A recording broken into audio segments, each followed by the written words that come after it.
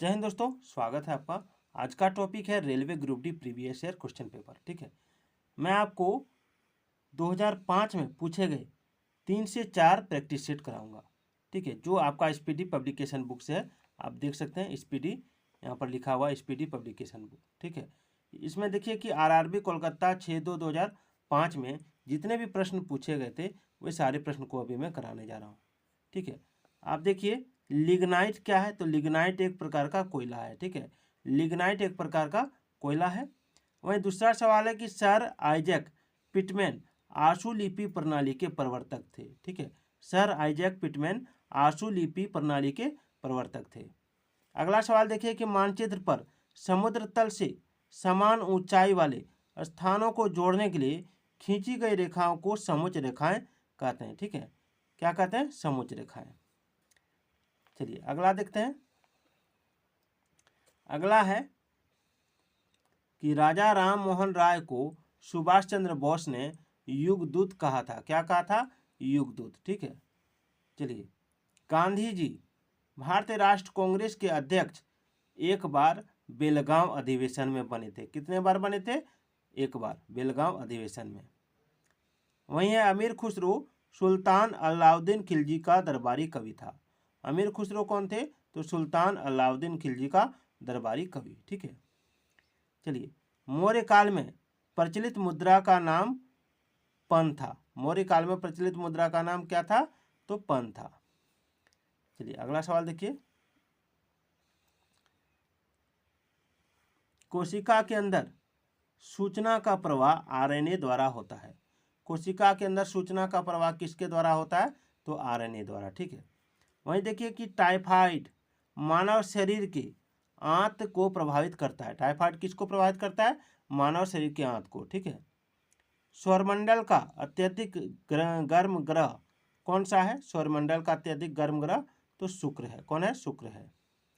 वहीं सवाल देखिए कि दो समानांतर दर्पणों के बीच रखे वस्तु का अपन अनंत प्रतिबिंब देखे जा सकते हैं। दो समानांतर दर्पणों के बीच रखे वस्तु का अनंत प्रतिबिंब देखे जा सकते हैं। ठीक है, चलिए अगला सवाल। अष्टभुजाकार प्रिज्म में 10 सतह होते हैं। कितने सतह होते हैं? 10 सतह। और खून का महत्वपूर्ण अंग प्लेटलेट्स हैं। क्या है? प्लेटलेट्स, जो स्कंदन में सहायता करता है। सामान्य आंख के लिए सुस्पष्ट दर्शन की न्यूनतम दूरी कितनी है? तो 25 सेंटीमीटर है। कितनी है? 25 सेंटीमीटर। वहीं अगला सवाल देखिए कि बायोगैस में मुख्यतः मीथेन होता है। क्या होता है? मीथेन। चलिए आगे बढ़िए। आगे देखिए कि ये आरआरबी कोलकाता 27/2/2005 में पूछा गया प्रश्न है। ठीक है, परमादेश बंदी प्रत्यक्षीकरण रीट, ठीक है, किसके द्वारा जारी किए जाते हैं? उच्चतम न्यायालय के द्वारा। परमादेश बंदी प्रत्यक्षीकरण रीट उच्चतम न्यायालय द्वारा जारी किए जाते हैं। चीन की ग्रेट वॉल यानी महान दीवार का निर्माण किसने करवाया था? तो शी हुआंग टी ने कराया था। किसने कराया था? शी हुआंग टी ने कराया था। मानव निर्मित प्रथम उपग्रह स्पुतनिक 1 को कक्षा में भेजा गया था। मानव निर्मित प्रथम उपग्रह स्पुतनिक 1 को कक्षा में भेजा गया था। ठीक है, वहीं आप देख सकते हैं अगला सवाल कि संघीय, ठीक है, संघीय मंत्री परिषद अपने आचरण के लिए लोकसभा के प्रति उत्तरदायी होता है। ठीक है, संघीय मंत्री परिषद अपने आचरण के लिए लोकसभा के प्रति उत्तरदायी होता है। सजग रहो स्काउट का आदर्श वाक्य है। सजग रहो किसका आदर्श वाक्य है? तो स्काउट का। विटामिन सी की कमी से कौन सा रोग होता है? तो स्कर्वी रोग। ठीक है, कौन सा रोग? स्कर्वी रोग। वहीं देखिए पृथ्वी के गुरुत्वाकर्षण का 1/6 भाग चंद्रमा के गुरुत्वाकर्षण के सबसे नजदीक है। ठीक है, पृथ्वी के गुरुत्वाकर्षण का 1/6 भाग चंद्रमा के गुरुत्वाकर्षण के सबसे नजदीक है। अगला देखिए। अगला है कि कांगो प्रजातांत्रिक गणतंत्र का प्रारंभिक नाम जायरे था। ठीक है, कांगो प्रजातांत्रिक गणतंत्र का प्रारंभिक नाम जायरे था। और भूमध्य सागर जॉर्डन एवं इजराइल के बीच है। भूमध्य सागर कहाँ है? जॉर्डन एवं इजराइल के बीच। अगला सवाल देखिए कि गोवा की स्वीकृति राजभाषा कोंकणी से। गोवा की स्वीकृति किससे? राजभाषा कोंकणी से। चलिए अगला सवाल, कैल्शियम हड्डियों एवं दांतों की संरचना के लिए आवश्यक है। ठीक है, कैल्शियम किसके लिए आवश्यक है? हड्डियों एवं दांतों की संरचना के लिए। भारतीयों के लिए महान सिल्क मार्ग कनिष्क ने आरंभ किया था। भारतीयों के लिए महान सिल्क मार्ग किसने आरंभ किया था? कनिष्क ने। चलिए, अगला है नियाग्रा जलप्रपात कनाडा एवं अमेरिका की सीमा पर अवस्थित है। कहाँ है? अमेरिका की सीमा पर, कनाडा एवं अमेरिका की सीमा पर। कौन सा जलप्रपात? नियाग्रा जलप्रपात।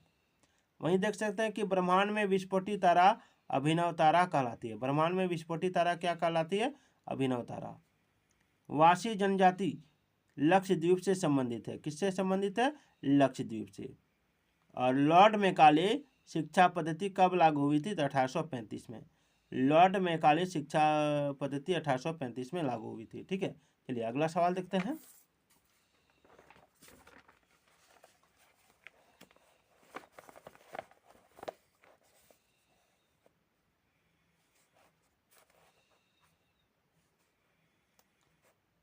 आप ये देख सकते हैं कि आरआरबी रांची 6/3/2005 में पूछे गए प्रश्नों का संग्रह है। पहला सवाल है, दिसंबर 2004 के सुनामी हादसे से सबसे प्रभावित देश कौन सा है? तो इंडोनेशिया था। ठीक है, दिसंबर 2004 के सुनामी देश से सबसे प्रभावित देश, हादसे से सबसे प्रभावित देश इंडोनेशिया था। वहीं एलपीजी मुख्यतः ब्यूटेन एवं प्रोपेन का मिश्रण है। एलपीजी क्या है? ब्यूटेन एवं प्रोपेन का मिश्रण।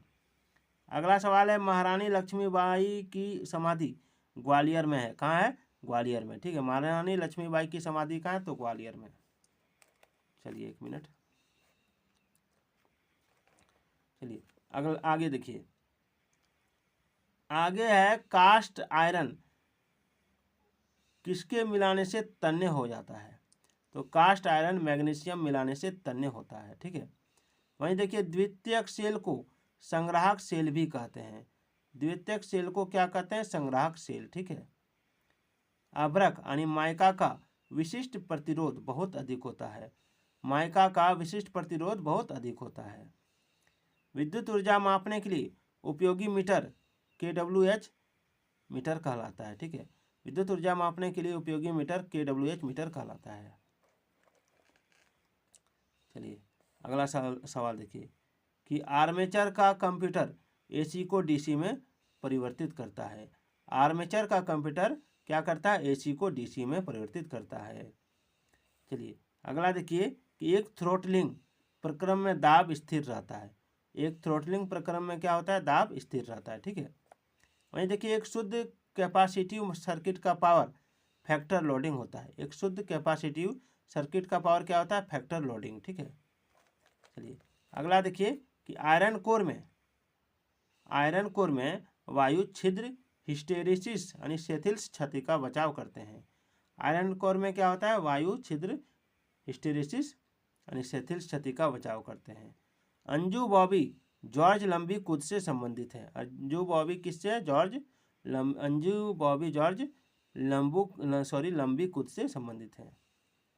चलिए, गोल्फ खिलाड़ी विजय सिंह फिजी देश के हैं। कहाँ के? फिजी देश के।